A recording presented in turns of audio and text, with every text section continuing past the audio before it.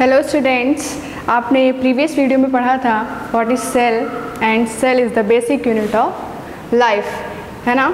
अब देखिए उसी के आगे मैं आपको पढ़ाते हैं। आपने लास्ट टाइम पे क्या पढ़ा था? प्रोकैरियोटिक एंड यूकैरियोटिक सेल के बारे में जाना था, ठीक है। और इस वीडियो में हम क्या जानेंगे, इन दोनों के बीच में डिफरेंस क्या होता है, ठीक है। प्रोकैरियोटिक सेल में क्या डिफरेंस होता है यूकैरियोटिक से, ठीक है। आइए देखते हैं।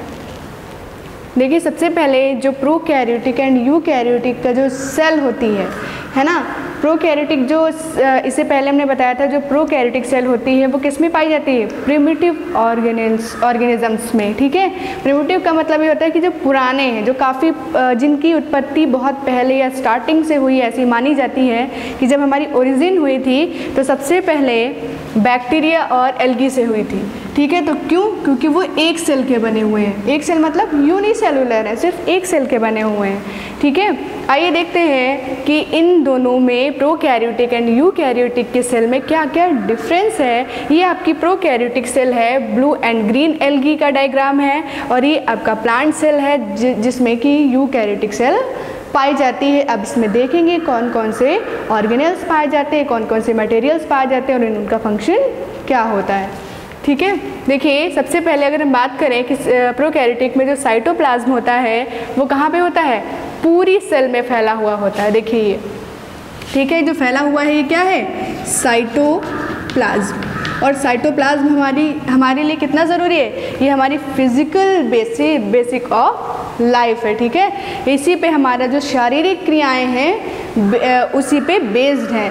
अगर ये फ्लूइड नहीं होगा या साइटोप्लाज्म नहीं होगा तो हम कोई भी फंक्शन नहीं कर पाएंगे, क्योंकि जो हमें एनर्जी मिलती है इसी प्लाज्मा के थ्रू मिलती है। जैसे कि मान लेते हैं कि जब हम श्वसन करते हैं या खाना खाते हैं तो डाइजेस्ट हो जाता है फूड, ठीक है। जो एनर्जी मिलती है हमें उससे, ठीक है, तो वो जो एनर्जी मिलती है वो हमारे कहाँ मिक्स हो जाती है? ब्लड में। और ब्लड क्या है? एक प्रकार का प्लाज्मा है कि नहीं? और उसमें प्लाज्मा भी होता है ब्लड में, ठीक है। तो वो क्या करता है? वो एक स्थान से दूसरे स्थान तक, ठीक है, one place to another place, वो क्या करता है? डिस्ट्रीब्यूट कर देता है उस एनर्जी को, ठीक है। तो अगर प्लाज्मा नहीं होगा तो हमारी बॉडी में फंक्शंस नहीं होंगे, ठीक है। आइए देखते हैं इसमें क्या रहता है। प्रोकैरियोटिक सेल में पूरा साइटोप्लाज्म फैला रहता है पूरी सेल के अंदर, क्योंकि ये क्या होते हैं? यूनिसेलुलर, ठीक है। अब देखते हैं ये जो सेल वॉल है इसके ऊपर एक पाई जाती है जिलेटिन शीट।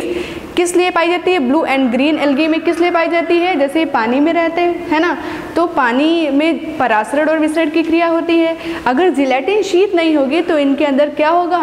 वाटर स्टोर हो जाएगा और इनकी सेल्स क्या हो जाएंगी? स्वेल या फूल जाती हैं, जिससे ये डेड हो सकती है। इसलिए इनकी बॉडी पे क्या होता है?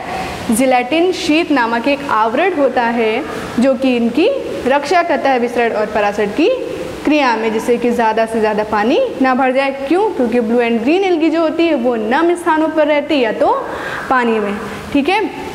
फिर आइए देखते हैं कि जो न्यूक्लियस होता है वो प्रोकैरियोटिक में कैसा होता है? पहली बात तो वो एब्सेंट होगा। मोस्टली जितने भी ऑर्गेनिजम्स हैं प्रोकैरियोटिक सेल जिनमें पाई जाती है उनमें न्यूक्लियस क्या होगा? एब्सेंट होगा। अगर प्रेजेंट भी होता है तो कैसा होगा? अर्धविकसित, मतलब अनडेवलप्ड, ठीक है। अर्धविकसित का मतलब क्या होता है कि न्यूक्लियस तो होगा, ठीक है, न्यूक्लियस होगा लेकिन इसके ऊपर न्यूक्लियर मेम्ब्रेन नहीं होगी, न्यूक्लियोलस एब्सेंट होगी, ठीक है। और इसमें जो डीएनए है वो कैसे होंगे? सिंगल स्ट्रैंड्स, मतलब कि न्यूक्लियोइड के फॉर्म में, जिसे हम क्या कहते हैं? डीएनए, या एक धागा के रूप में रहता है। सिंगल स्ट्रैंड का मतलब होता है एक सूत्री, सिर्फ ऐसे। लेकिन अगर हमारी बॉडी में देखा जाए तो कैसे होते हैं?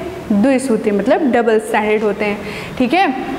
फिर देखिए प्रोकैरियोटिक में तो कैसा होता है? एब्सेंट होता है, बट यूकैरियोटिक सेल में जो न्यूक्लियस होता है वो प्रेजेंट होता है। न्यूक्लियस भी प्रेजेंट होगा, ठीक है। ये न्यूक्लियस प्रेजेंट है। इस न्यूक्लियस के ऊपर क्या होती है? एक न्यूक्लियर मेम्ब्रेन होती है जो कि न्यूक्लियस की रक्षा करती है। उसके अंदर होती है एक न्यूक्लियोलस जिसे हम केंद्रिका कहते हैं, ठीक है। और इसके अंदर होता है डीएनए, कैसा? डबल स्ट्रैंडेड या द्विसूत्री टाइप का क्रोमेटिन धागे के रूप में, ठीक है। इसमें प्लाज्मा भरा हुआ होता है जिसे क्या कहते हैं? न्यूक्लियोप्लाज्म। अब देखिए जो साइटोप्लाज्म है इसमें दो ऑर्गेनेल्स के बीच में भरा होता है। पहला एक सेल मेम्ब्रेन और न्यूक्लियस के बीच में भरा हुआ होता है, ठीक है।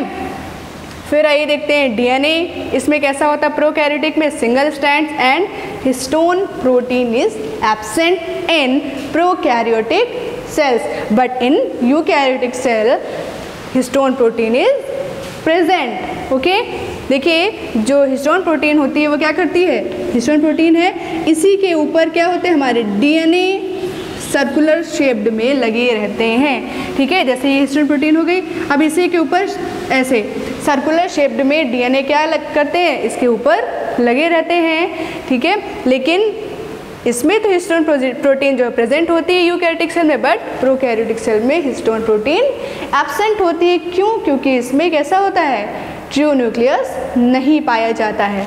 जैसा न्यूक्लियस पाया जाता है उसे क्या कहते हैं, न्यूक्लियोइड डीएनए। ओके, फिर आइए देखते हैं ऑर्गेनेल्स कौन कौन से पाए जाते हैं प्रोकैरियोटिक सेल में और यूकैरियोटिक सेल में। अगर हम प्रोकैरियोटिक सेल की बात करें तो इसमें ऑर्गेनेल्स एब्सेंट होते हैं, और प्रोकैरियोटिक की बात करें तो इसमें ऑर्गेनेल्स एब्सेंट होते हैं, बट यूकैरियोटिक में organelles is present. Example, first is Golgi body, second is mitochondria, third is chloroplast and vacuoles है, राइबोसोम्स हैं, ये भी ऑर्गेनेल्स में आते हैं। एंडोप्लाज्मिक रेटिकुलम, ठीक है, एंडोप्लाज्मिक रेटिकुलम 2 टाइप की होती है, स्मूथ एंड रफ। ठीक है, मैं अभी आगे बताऊंगी इसका क्या फंक्शन होता है और उनमें डिफरेंस क्या होता है। ठीक है, अब देखिए सेल डिवीज़न जो होता है प्रोकैरियोटिक में कैसा होता है, माइटोसिस टाइप का। ठीक है, समसूत्री विभाजन होता है, या फिर इसमें कैसा रिप्रोडक्शन होता है, आसेक्सुअल रिप्रोडक्शन। ठीक है, और अगर हम यूकैरियोटिक सेल में देखें तो माइटोसिस एंड मियोसिस जो डिवीज़न होता है वो दोनों ही प्रेजेंट होते हैं, इसमें सेक्सुअल रिप्रोडक्शन होता है। फिर आइए देखते हैं वैक्यूल जो होती है वो प्रोकैरियोटिक में एब्सेंट होती है और यूकैरियोटिक में प्रेजेंट होती है। ये सेल का सबसे बड़ा भाग होती हैं। ठीक है, सबसे ज़्यादा भाग घेरती हैं। फिर आते हैं सेल वॉल कैसी होती है प्रोकैरियोटिक की, थिन होती है मतलब पतली होती है, और यूकैरियोटिक की सेल वॉल कैसी होती है, थिक मतलब मोटी होती है। फिर आइए देखते हैं फोटोसिंथेसिस मतलब प्रकाश संश्लेषण की क्रिया प्रोकैरियोटिक में कहाँ पर होती है, इनर मेम्ब्रेन में। ठीक है, but chloroplast is absent in prokaryotic cells, but in eukaryotic cells chloroplast is present. और इसमें कौन सा फंक्शन होता है, फोटोसिंथेसिस। फोटोसिंथेसिस में क्या होता है कि जो आपकी प्रकाशीय ऊर्जा है उसको क्या उसमें बदल देते हैं, उससे खाना बनाते हैं पेड़ पौधे। फोटोसिंथेसिस की प्रोसेस से क्या करते हैं, अपना फूड का निर्माण करते हैं। ठीक है, फिर आइए देखते हैं राइबोसोम्स जो होते हैं ये प्रोकैरियोटिक सेल में कितने टाइप के पाए जाते हैं, 70S टाइप के पाए जाते हैं, और in eukaryotic cell is 80% 80S type के। ठीक है, 80S टाइप के, प्रोकैरियोटिक में 70S टाइप के और यूकैरियोटिक में 80S टाइप के। देखिए S यहाँ पे क्या है, 70S, S का मतलब क्या है, इसे कहते हैं अवसादन गुणांक। अवसादन गुणांक क्या होता है, राइबोसोम्स को मापने की एक यूनिट। ठीक है, राइबोसोम्स को मापने की यूनिट होती है, उसके आकार के आधार पे उसका गुणांक किया जाता है। S का मतलब होता है एक यूनिट है जिसे कहते हैं अवसादन गुणांक। ठीक है, और नेक्स्ट है रेस्पिरेटरी सिस्टम इन प्रोकैरियोटिक कहाँ पे होता है, इन प्लाज्मा मेम्ब्रेन। ठीक है, जो श्वसन की क्रिया होती है कहाँ पर होती है, प्लाज्मा मेम्ब्रेन के अंदर होती है। बट इन यूकैरियोटिक सेल्स जो रेस्पिरेटरी सिस्टम है वो कहाँ पे फंक्शन करता है, आपका माइटोकॉन्ड्रिया में। ये देखिए, ठीक है, यहीं पे क्या होता है, श्वसन की क्रिया होती है, कहाँ पे, माइटोकॉन्ड्रिया में। और यही जो है इसे powerhouse of the cell कहते हैं। क्यों? क्योंकि ये ऊर्जा का निर्माण करता है। ठीक है, और फिर आते हैं लाइसोसोम जो होते हैं वो प्रोकैरियोटिक में एब्सेंट होते हैं, but in eukaryotic is lysosome present. ठीक है, प्रेजेंट होते हैं किसमें, लेकिन सिर्फ एनिमल सेल में। आपके प्लांट सेल में लाइसोसोम क्या होते हैं, प्रेजेंट नहीं होते हैं। ठीक है, अब देखिए कौन कौन से ऑर्गेनिजम्स आते हैं आपके प्रोकैरियोटिक में। प्रोकैरियोटिक में blue and green algae and bacteria, and in eukaryotic cell all living organisms except blue and green algae और बैक्टीरिया। ओके, समझ में आया। देखिए फिर से मैं एक बार रिवाइज करवा देती हूँ। प्रोकैरियोटिक और यूकैरियोटिक में डिफरेंस क्या है, आप डायग्रामेटिक आप देखिए, ठीक है, आप डायग्राम से समझिए। देखिए इसमें जो सेल वॉल होती है वो कैसी होती है, थिन होती है, ठीक है। इसमें एक जिलेटिन शीट का आवरण होता है, वो क्या करता है, ये प्लांट्स क्या होते हैं, पानी में रहते हैं, नम स्थान पे रहते हैं। आपको पता हो ब्लू एंड ग्रीन एल्गी क्या होती है, आपने देखा होगा, जो काई लग जाती है ना, वही हमारी क्या होती है, ब्लू एंड ग्रीन एल्गी, जो पानी के अंदर भी होती है और नम स्थानों पे भी आपको दिखाई देती है, ठीक है। इस पर जिलेटिन शीट का आवरण होता है जिससे ये इसकी सुरक्षा करते हैं। इसके अंदर साइटोप्लाज्म भरा हुआ होता है पूरे सेल मेम्ब्रेन के अंदर, ठीक है। इसमें लैमेलियोसोम प्रेजेंट होता है और राइबोसोम्स कितने टाइप के होते हैं, 70S टाइप के होते हैं। एस हमने बताया क्या है, अवसादन गुणांक है, ठीक है। इसमें जो DNA होता है कैसा होता है, न्यूक्लियोइड टाइप का, इसमें न्यूक्लियस एब्सेंट होता है, इसमें न्यूक्लियर मेम्ब्रेन जो होती है वो भी एब्सेंट होती है, न्यूक्लियोलस वो भी एब्सेंट होती है। इसमें माइटोसिस डिवीजन होता है जिससे ये असेक्सुअल रिप्रोडक्शन के थ्रू क्या करते हैं, दूसरे जीव का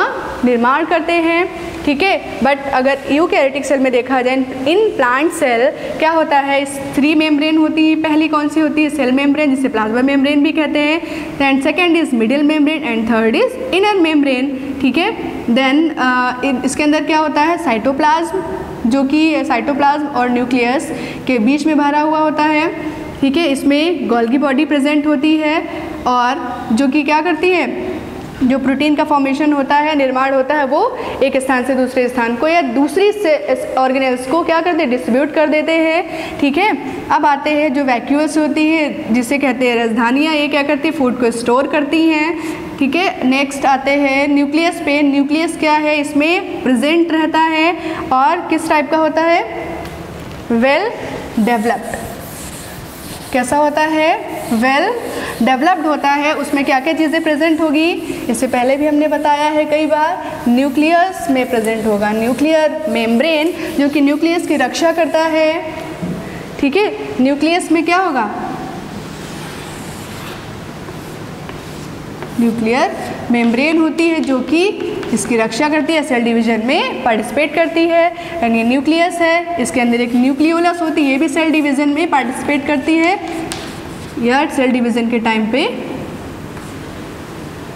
न्यूक्लियोलस, ठीक है। और इसमें क्या होते हैं, DNA कैसे होते हैं, डबल स्ट्रैंडेड होते हैं। इनमें होस्टिस्टोन प्रोटीन प्रेजेंट होती है। न्यूक्लियस की जो खोज की थी, डिस्कवरी किसने करी थी, रॉबर्ट ब्राउन ने, रॉबर्ट ब्राउन ने की थी, ठीक है। ये क्या करते हैं, न्यूक्लियस हमारी बॉडी में क्यों प्रेजेंट होता है, जब एक सेल से दूसरी सेल का निर्माण होता है तो क्या होता है, यही न्यूक्लियस क्या होता है, 1 से 2 भाग में डिवाइड हो जाते हैं बाय थ्रू मियोसिस डिवीज़न, ठीक है। मियोसिस डिवीज़न या माइटोसिस डिवीज़न के थ्रू ये डिवाइड हो जाते हैं, 1 सेल से 2 सेल का निर्माण करते हैं, ठीक है। अब आइए देखते हैं कि माइटोकॉन्ड्रिया, माइटोकॉन्ड्रिया क्या होता है, माइटोकॉन्ड्रिया का फंक्शन क्या होता है। ये आपकी जो माइटोकॉन्ड्रिया है वो 2 मेम्ब्रेन से बनी होती है, आउटर मेम्ब्रेन और इनर मेम्ब्रेन। जो इनर मेम्ब्रेन होती है वो अंदर की तरफ उंगली के समान, ठीक है, फिंगर लाइक स्ट्रक्चर्स बनाती है, ठीक है। और ये जो फिंगर लाइक स्ट्रक्चर्स बनाती है उसे हम क्या कहते हैं, क्रिस्टी, क्या कहते हैं, क्रिस्टी, ठीक है। इस पे लगे रहते हैं टेनिस के रैकेट के समान, ये टेनिस के रैकेट के समान क्या लगे रहते हैं, ऑक्सीसोम, ठीक है। जब देखिए आपका जो श्वसन की क्रिया होती है, रेस्पिरेटरी सिस्टम जब वर्क करता है तो ये कहाँ पे क्रिया होती है, माइटोकॉन्ड्रिया में। यहाँ पे क्या क्या होता है, इसकी खोज सबसे पहले किसने की थी, अल्टमान और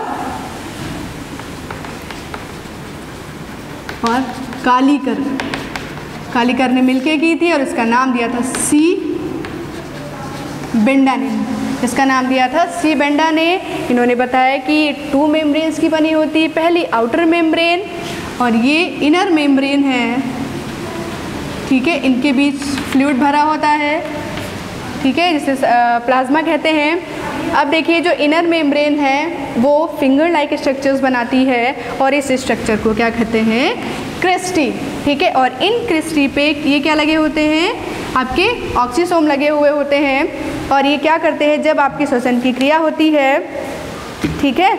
जब ऑक्सीजन का ये मुख्य घटक होता है, ये क्या करते हैं, कार्बोहाइड्रेट के ऑक्सीडेशन से जो है कार्बन डाइऑक्साइड और जल का निर्माण होता है और एटीपी के रूप में ऊर्जा क्या होती है, संग्रहित हो जाती है।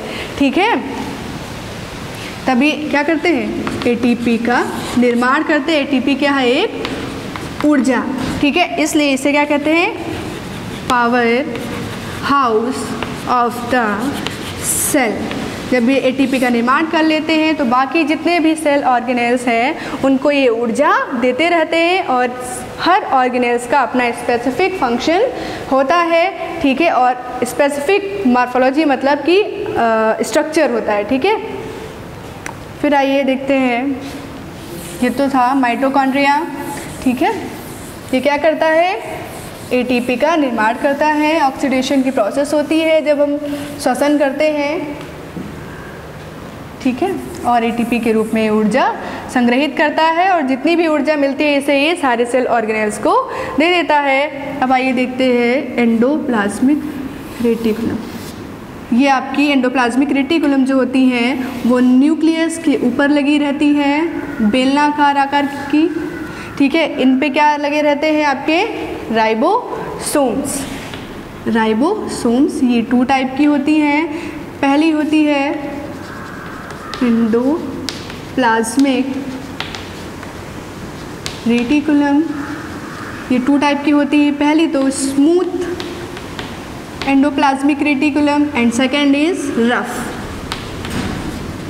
अब देखिए इनमें डिफरेंस क्या होता है। स्मूथ कौन सी होती है, जिन पर ये राइबोसोम्स नहीं लगे होते हैं, ये वो कैसी होती है, स्मूथ एंडोप्लाज्मिक रेटिकुलम। और जिन पर ये राइबोसोम्स लगे रहते हैं उन्हें कहते हैं रफ एंडोप्लाज्मिक रेटिकुलम। ठीक है, और राइबोसोम्स क्या करते हैं, प्रोटीन का फॉर्मेशन करते हैं, प्रोटीन का निर्माण करते हैं। और एंडोप्लाज्मिक रेटिकुलम की खोज की थी पोर्टर ने। ठीक है, इन्होंने बताया कि ये 2 टाइप की होती है और ये फिंगर लाइक स्ट्रक्चर्स दिखती हैं जो कि न्यूक्लियस के ऊपर लगी रहती हैं।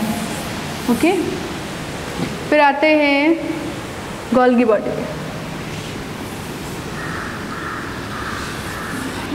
इसकी खोज की थी कैमिलो गोल्गी ने, उन्हीं के नाम पे रख दिया गया इस ऑर्गेनेल्स का नाम। ठीक है, ये 3 पार्ट से बनी होती हैं। पहली लार्ज वेसल्स से और आपकी स्मॉल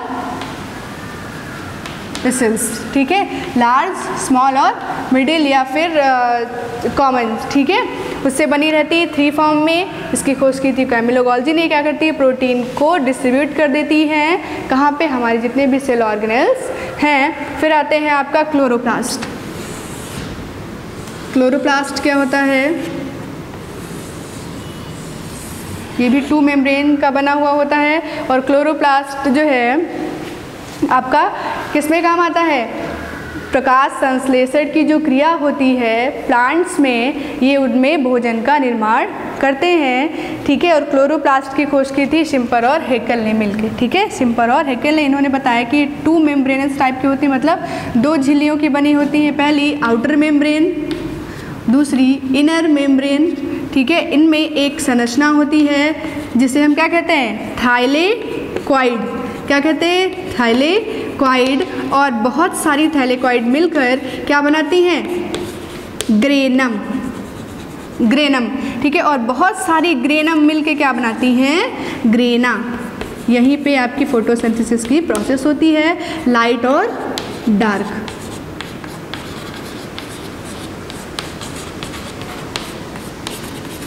ठीक है, देखिए एक स्ट्रक्चर्स को क्या कहते हैं, थैलेकॉइड। और इस कई सारी थैलेकॉइड को, या जो 10 थैलेकॉइड हैं वो मिलके क्या बनाती हैं, ग्रेनम। और बहुत सारी ये ग्रेनम मिलकर क्या कहलाती हैं, ग्रेना। इसके अंदर फ्लूइड भरा होता है और ये क्या है आपका स्ट्रोमा। ठीक है, इसमें 2 पार्ट्स होते हैं।